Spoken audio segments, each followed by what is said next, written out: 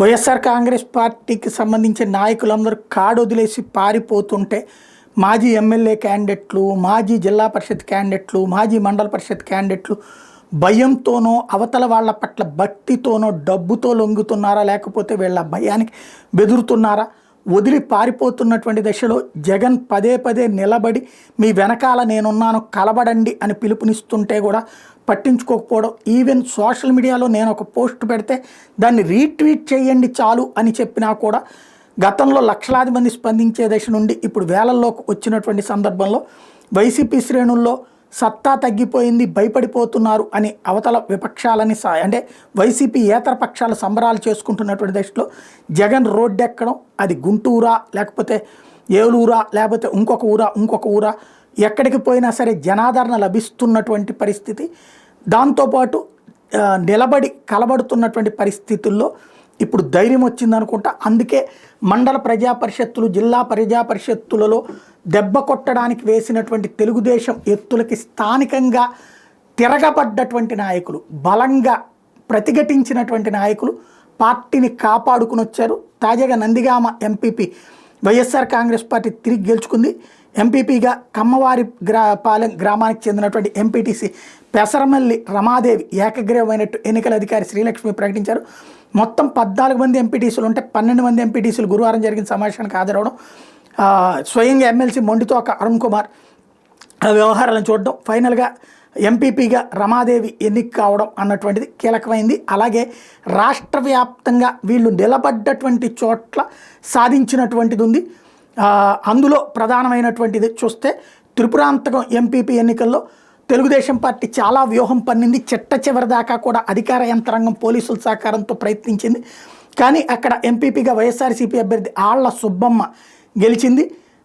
అదే సందర్భంలో త్రిపురాంతకం 2 ఎంపీటీసీ సృజనని చాలా సీరియస్గా వేధించినా కూడా తను లొంగకపోవడం, ఎన్నికల హాల్లోనే సృజనకి సంబంధించి టీడీపీ ఎంపీటీసీలు రకరకాల ప్రయత్నం చేసినా కూడా లొంగకపోవడంతో అక్కడ విజయం సాధ్యమైంది.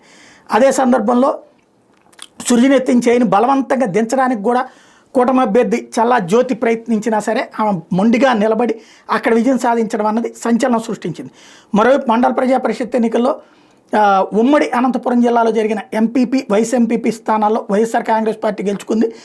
అక్కడ అనేక మంది వైసీపీ ప్రతినిధులకు సంబంధించి సామ దాన భేద దండోపాయాలు ఉపయోగించినా కూడా వీళ్ళు నిలబట్టడం అన్నటువంటిది స్థానిక నాయకులు గట్టిగానే సాధించగలిగారు. అక్కడ ఉమ్మడి అనంతపురం జిల్లాలో హైడ్రామా మధ్య మండల ప్రజా పరిషత్ ఎన్నికలు జరిగితే 5 ఎంపీపీ, 4 వైస్ ఎంపీపీ స్థానాలకి ఎన్నికలు జరిగినాయి. కళ్యాణదుర్గం నియోజకవర్గం కంబదూరు ఎంపీపీ స్థానంలో వైఎస్ఆర్సీపీ అభ్యర్థి లక్ష్మీదేవి విజయం సాధించింది. పెనుకొండ నియోజకవర్గం రొద్దం ఎంపీపీ స్థానంలో వైఎస్ఆర్సీపీ అభ్యర్థి నాగమ్మ గెలుపొందింది. రాయదుర్గం నియోజకవర్గం కనేకల్ ఎంపీపీ స్థానంలో వైఎస్ఆర్సీపీ అభ్యర్థి వండ్రయ్య గెలుపొందారు. అలాగే వైఎస్ఆర్సీపీ అభ్యర్థులకు మద్దతుగా మెజార్టీ ఎంపీటీసీలు చేతులు ఎత్తడంతో ఈ ఎన్నికల ప్రక్రియ పూర్తయింది.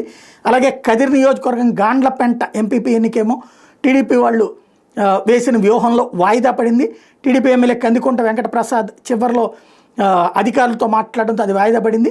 అదే సందర్భంలో వైఎస్ఆర్సీపీ ఎంపీటీసీలు అక్కడ లొంగలేదు. ప్రస్తుతానికైతే మాత్రం కోరం అయితే ఉన్నా కూడా అక్కడ అధికార యంత్రాంగం ద్వారా ఆపించినటువంటి పరిస్థితి. రాఫ్తాడు నియోజకవర్గం రామగిరిలో కూడా ఇట్లాంటి పరిస్థితి వచ్చింది. అక్కడ ఎన్నిక వాయిదా పడింది. వైఎస్ఆర్సీపీ ఎంపీటీసీలకి పోలీసులు భద్రత కల్పించలేమని చేతులు ఎత్తేస్తే వీళ్ళు తీసుకెళ్లలేదు, దాంతో అక్కడ వాయిదా పడింది. అదే సందర్భంలో తిరుపతి రూరల్ ఎంపీపీ స్థానానికి సంబంధించి వైఎస్ఆర్సీపీ అభ్యర్థి మూలం చంద్రమౌళి రెడ్డి గెలిచారు. ఆయన 33 మంది వైఎస్ఆర్సీపీ సభ్యులు మద్దతు ఇవ్వడం అన్నటువంటి కీలకమైంది. విశాఖ జిల్లా నర్సీపట్నం నియోజకవర్గం మాకవరపాలెం ఎంపీపీగా వైఎస్ఆర్సీపీ అభ్యర్థి రుత్తుల సర్వేశ్వరరావు ఏకగ్రీవంగా ఎన్నికయ్యారు. అక్కడ టీడీపీకి బలం లేకపోయినా సరే చివరిదాకా ప్రయత్నించింది, చివరికి పోటీకి దూరంగా ఉన్నట్టు ప్రకటించింది. మరొక వైపున మాడుగుల ఎంపీపీగా వైఎస్ఆర్సీపీ అభ్యర్థి తాళ్లపురెడ్డి రాజారావు ఏకగ్రీవంగా ఎన్నికయ్యాడు.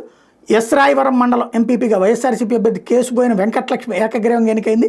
దేవరపల్లి మండలం ఎంపీపీగా చింతల భూలోకలక్ష్మి ఏకగ్రీవంగా ఎన్నికైంది. ఓవరాల్గా చూసుకుంటే వీళ్ళు చెప్తున్నటువంటి లెక్కల ప్రకారంగానే చూసుకున్నటువంటి సందర్భంలో రాష్ట్ర వ్యాప్తంగా వివిధ ప్రాంతాల్లో జరిగినటువంటి ఎన్నికల్లో వీళ్ళు నిలబడ్డటువంటి చోట్ల, కలబడి నిలబడ్డటువంటి చోట్ల విజయం సాధ్యమైంది. టోటల్గా జరిగినటువంటి ఎన్నికల్లో 30 చోట్ల వైఎస్ఆర్సీపీ పదవులు గెలుచుకుంటే టీడీపీ 11 చోట్ల గెలుచుకుంది. జనసేన కాకినాడ రూరల్ గెలుచుకుంది. ఈ గొడవల మధ్యన 10 చోట్ల ఎన్నికలు వాయిదా పడ్డాయి.